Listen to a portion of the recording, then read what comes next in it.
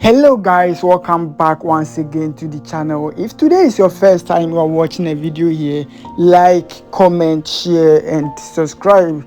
So I'm here today to show you a massive construction project changing Accra, Ghana. This is the Santeo Road Construction.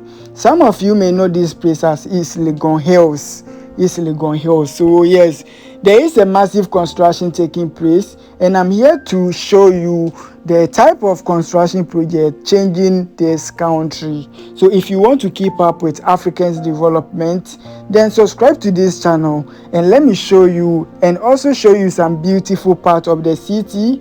Yes, sometimes I ride showing you beautiful places. So all you have to do is to subscribe to the channel, liking the video and also sharing to others who are interested in keeping up with Africans development. Thank you so much for always watching my video. Keep watching and please watch to the end. Hope to see you in the next one. Right now, let's ride on the let's ride on the Santeo Road Construction. This is not Ofanko, this is Santeo Road Construction Project, East Legon Hills. Yes, sorry for saying Ofanko. This is Santeo within Accra here. So thank you so much. Keep watching and keep exploring the developmental project changing our country.